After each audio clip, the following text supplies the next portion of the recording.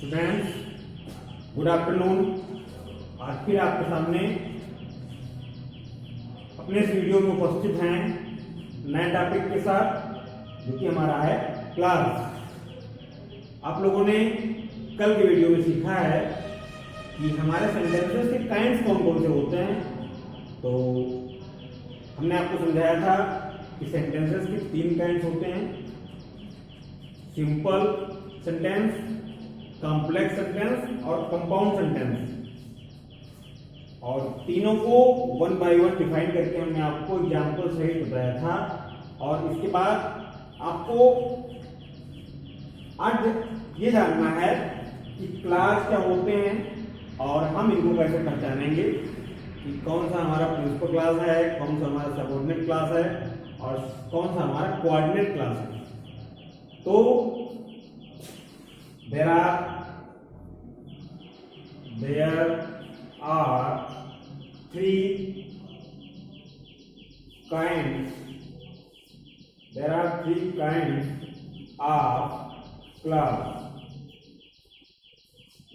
kinds of class. Class भी 3 प्रकार के होते हैं। और क्लास में होता है वाक्य। आप इस बात का ध्यान रखें कि सेंटेंस माने होता है वाक्य और आपका क्लास माने होता है उपवाक्य।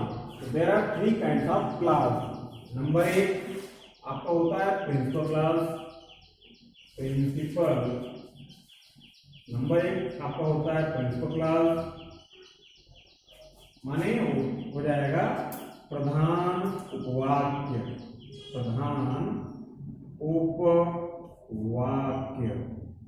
नंबर 2 आपका होता है सबऑर्डिनेट क्लास। सबऑर्डिनेट क्लास माने होता है आश्रित उपवाक्य। और नंबर 3 आपका होता है कोऑर्डिनेट क्लास। कोऑर्डिनेट क्लास माने होता है संयुक्त उपवाक्य। तो स्टूडेंट्स, आपके सामने जो 3 क्लास होते हैं, पहला आपका प्रिंसिपल क्लास, दूसरा सबऑर्डिनेट क्लास और तीसरा आपका कोऑर्डिनेट क्लास। इनकी हिंदी होती है प्रिंसिपल क्लास की प्रधान उपवाक्य, सबऑर्डिनेट क्लास की आश्रित उपवाक्य और कोऑर्डिनेट क्लास की संयुक्त उपवाक्य। और अब आपको ये सीखना है कि प्रिंसिपल क्लास जो होता है उसकी डिफिनेशन क्या होती है, हम कैसे पहचानेंगे कि हमारा क्लास प्रिंसिपल क्लास है। तो सबसे पहले अब आपको हम यहाँ पे दिखाएंगे प्रिंसिपल क्लास की डिफिनेशन हमें कैसे समझनी है, साथ ही साथ लिखनी है। तो अब आप जाने यहाँ पे प्रिंसिपल क्लास के बारे में। क्या हो जाएगी डिफिनेशन, आपको यहाँ पे लिखना है it is the part of A sentence. It is the part of the sentence and it is the part of the sentence and it is a free clause. It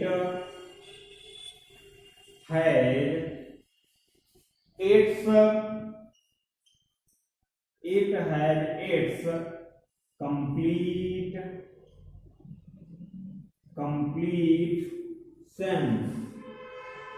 It has its complete sense.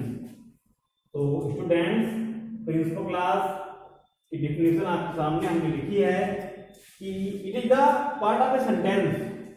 यह वाक्य का ही एक भाग होती है या होता है। And it is a free class, और यह एक स्वतंत्र उपवाक्य होता है। It has its complete sense, इसका अपना पूरा का पूरा सेंस होता है। एक उदाहरण आपके सामने लिख रहे हैं, उससे एक कतई क्लियर हो जाएगा कि हम क्लास को किस प्रकार डिफाइन करेंगे। एग्जाम्पल यहाँ पे आप देखें लिखा हुआ है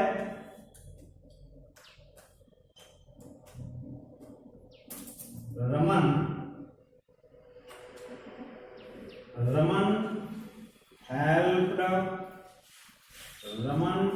helped the poor. Raman helped the poor, but Sanjay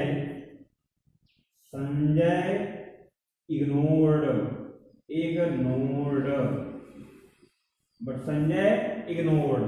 तो स्टूडेंट्स यहाँ पे आपके सामने एक सेंटेंस लिखा हुआ है और सेंटेंस आपका कंपाउंड है।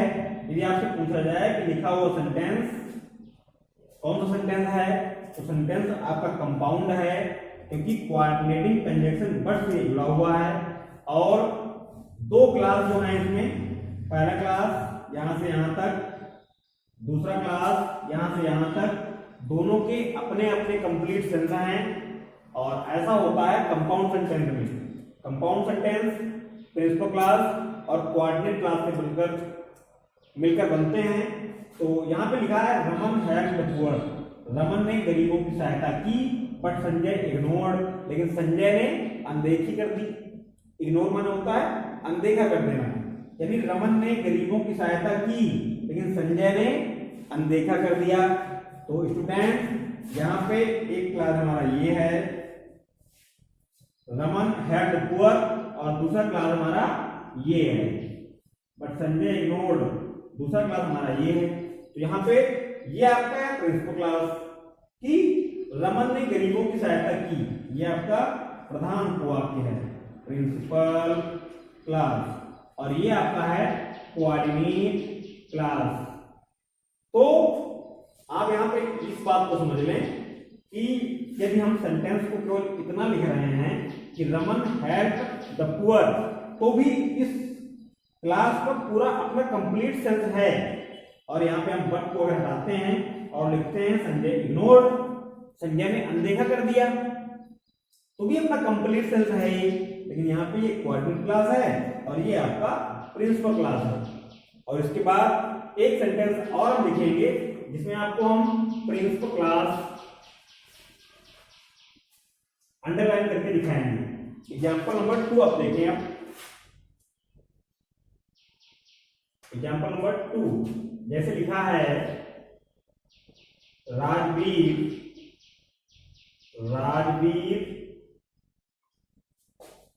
won the race.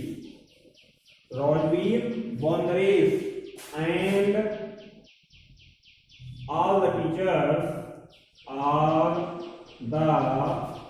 teachers praised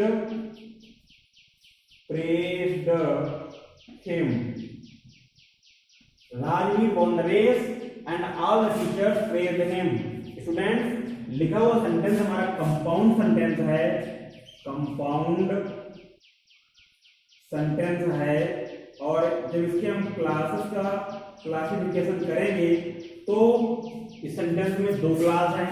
एक तो यहाँ से यहाँ तक Rajveer won the race and आपका कंजक्शन है वो कोऑर्डिनेटिंग, और all the teachers praised him, ये आपका कोऑर्डिनेट क्लास है। अब आप यहाँ पे देखें जो सेंटेंस लिखा हुआ है Rajveer won the race, Rajveer ने रेस जीत ली, एंड माने और all the teachers praised him, और सभी अध्यापकों ने उसकी प्रशंसा की। तो दोनों क्लासेस के अपने अपने कंप्लीट सेंस हैं, और कोऑर्डिनेट क्लास भी प्रिंसिपल क्लास के समान ही फ्री क्लास होता है, उसका भी अपना कंप्लीट सेंस होता है। तो जो काम प्रिंसिपल क्लास का होता है सेम काम कोऑर्डिनेट क्लास का होता है। तो यहाँ पे हमारा ये Rajveer won the race principal class है,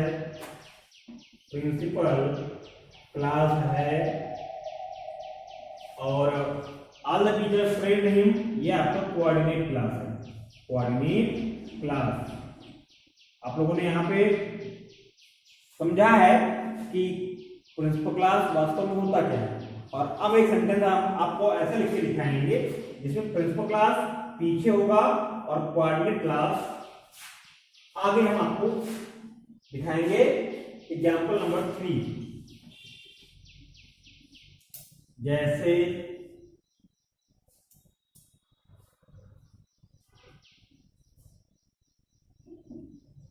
लिखा हुआ है एक सेंटेंस, तीसरा एग्जाम्पल आपके सामने लिख रहे हैं। My father went to market and he bought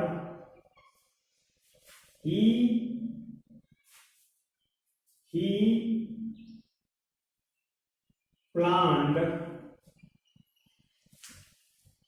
to buy vegetables। तो यहां पे दो क्लास है, कंजक्शन ऐड है एंड, और पहला आपका ये कोऑर्डिनेट क्लास है, कोऑर्डिनेट क्लास, और ये आपका है प्रिंसिपल क्लास, प्रिंसिपल क्लास। क्योंकि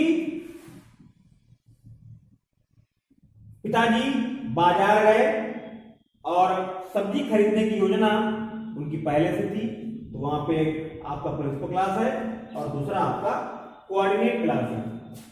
इस प्रकार से आपने जाना कि प्रिंसिपल क्लास क्या होता है, और अब आप सीखेंगे कि सबऑर्डिनेट क्लास क्या होता है और हम उसे कैसे डिफाइन करेंगे।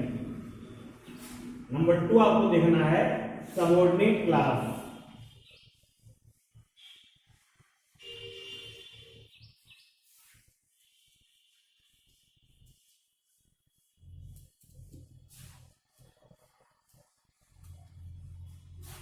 अब आप यहां पर देखें सब ऑर्डिनेट क्लास, सब ordinate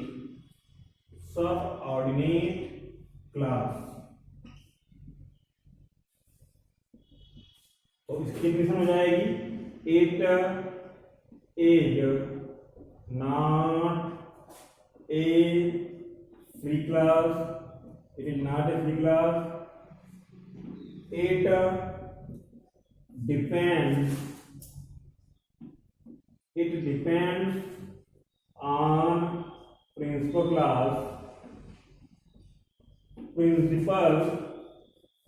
class for its sense. It is not a free class, it depends on principal class for its sense। यानी जो सबऑर्डिनेट क्लास होता है वो एक स्वतंत्र क्लास नहीं होता है, वो अपने अर्थ के लिए, अपने पूरे अर्थ के लिए प्रिंसिपल क्लास पे डिपेंड करता है। और जिस सेंटेंस में एक प्रिंसिपल क्लास होगा तथा एक सबऑर्डिनेट क्लास होगा वो हमारा होगा कॉम्प्लेक्स सेंटेंस। एग्जाम्पल नंबर 1 देखते हैं इसका, जैसे Ragini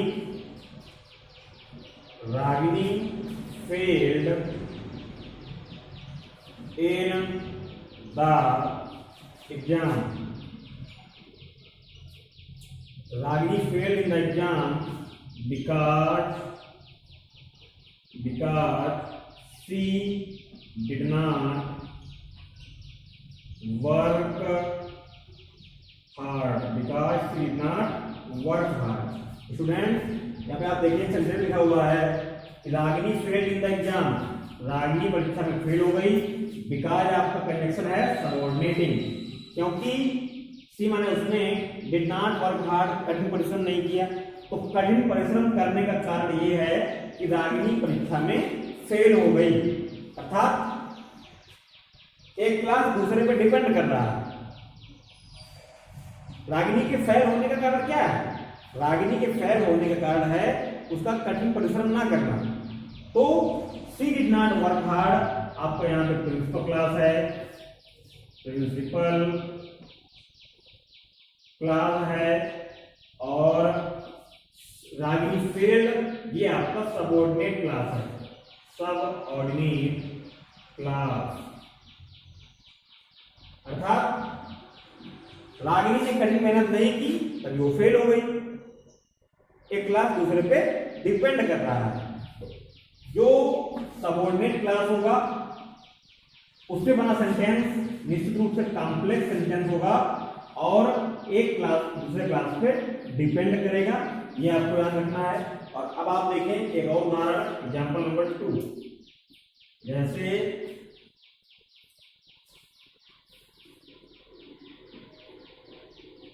I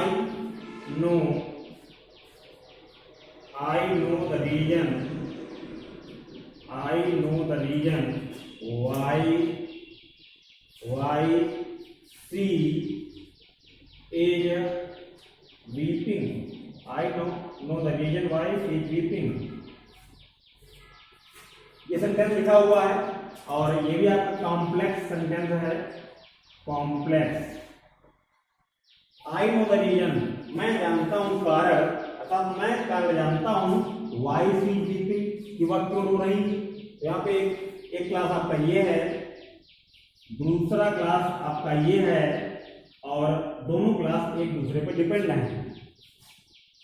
I know the reason, मैं कारण जानता हूं कि वह क्यों रो रही है, तो उसके रोने का कारण मैं जानता हूं, अर्थात एक क्लास दूसरे पर डिपेंड कर रहा है। ये आपका प्रिंसिपल क्लास है और ये आपका सबऑर्डिनेट क्लास। तो I hope that you will be understanding very well. और अब आप देखेंगे जो तीसरा काइंड आपका होता है कोऑर्डिनेट क्लास, उसके बारे में इन्हें आप नोट करते रहें। और अब आप देखिए कोऑर्डिनेट क्लास क्या होता है। Coordinate class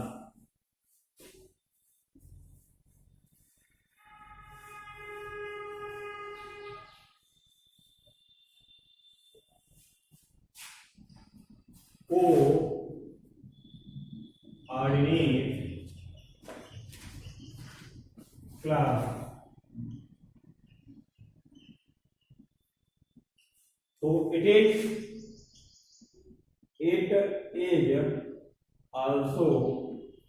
is also a free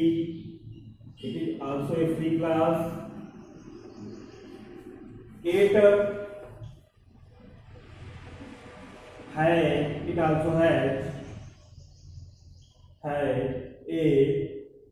It also has a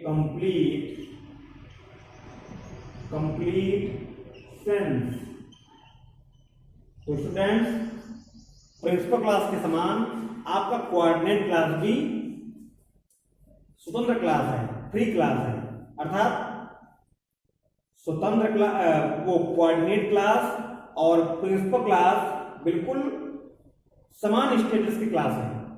वो दोनों अपने अपने आप में फ्री होते हैं, ठीक है, और एक दूसरे पे कोई डिपेंड नहीं करता है। तो कोऑर्डिनेट क्लास भी प्रिंसिपल क्लास के समान एक फ्री क्लास है और उसका भी अपना कंप्लीट सेंस होता है।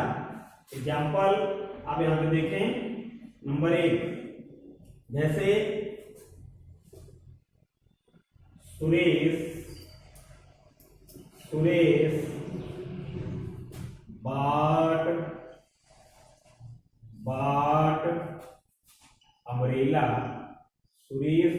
अम्ब्रेला, बट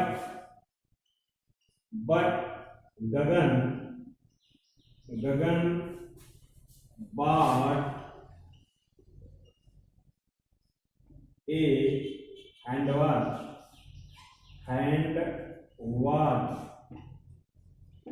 सेंटेंस लिखा हुआ है सुरेश बाट एंड अम्ब्रेला। सुरेश ने एक छाता खरीदा, एक क्लास ये है और बट कंजक्शन है। गगन बाट ए हैंड वॉच दूसरा क्लास ये है और दोनों क्लास अपने अपने आप में फ्री क्लास हैं, ठीक है, दोनों का अपना अपना कंप्लीट सेंस है। तो इस प्रकार से ये होते हैं हमारे कोऑर्डिनेट क्लास। एक सेंटेंस और, एग्जांपल नंबर 2, जैसे लिख रहे हैं Amita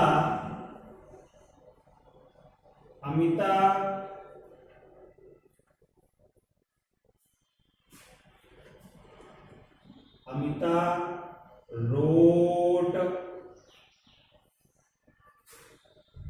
wrote a letter.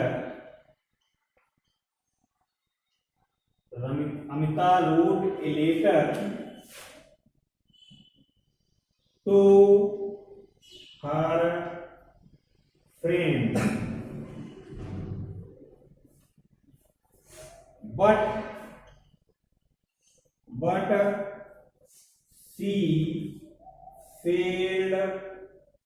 but she failed to post it.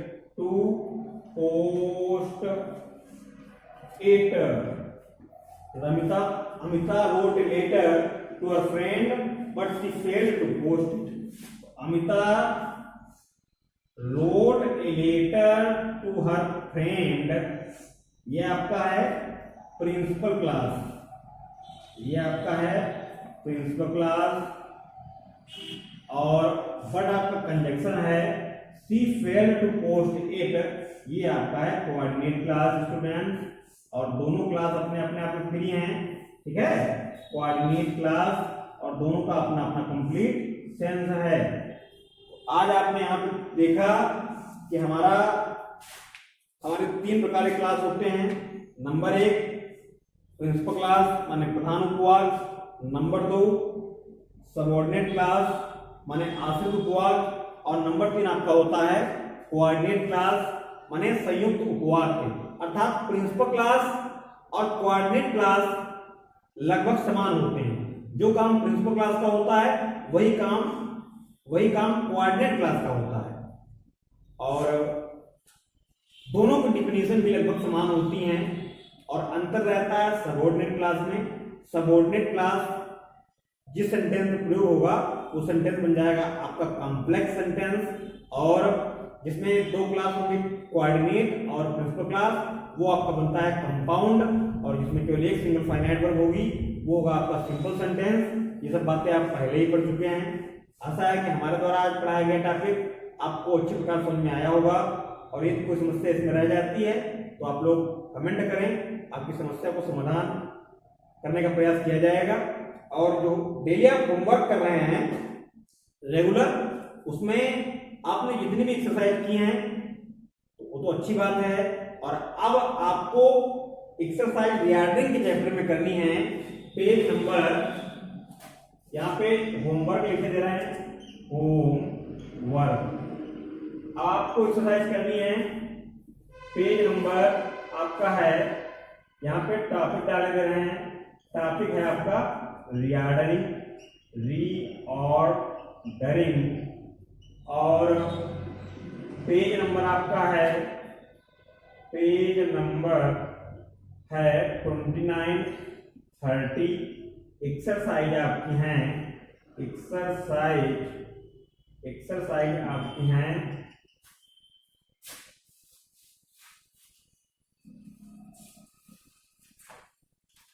Exercise है 2.14, 2.15 एंड 2.16।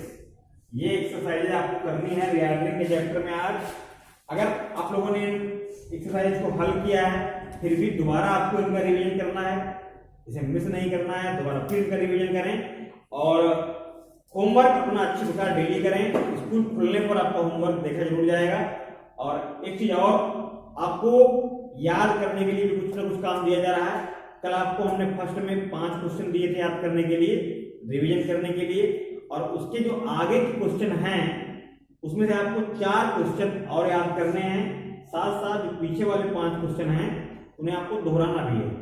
फिलहाल आज की वीडियो में इतना ही, और कल आपको हम पढ़ाएंगे नया टॉपिक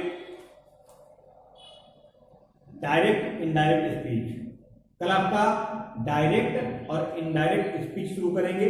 फिलहाल रीऑर्डरिंग में जो होमवर्क आपका है वो लगातार आप लोग करते रहेंगे, और जब तक इसका होमवर्क नहीं हो जाएगा ये टॉपिक, ये चैप्टर आप छोड़ेंगे नहीं। और साथ ही साथ जो नया टॉपिक शुरू किया जाएगा डायरेक्ट एंड इनडायरेक्ट स्पीच, उसका भी जो होमवर्क होगा वो आपको साथ ही साथ में करना होगा।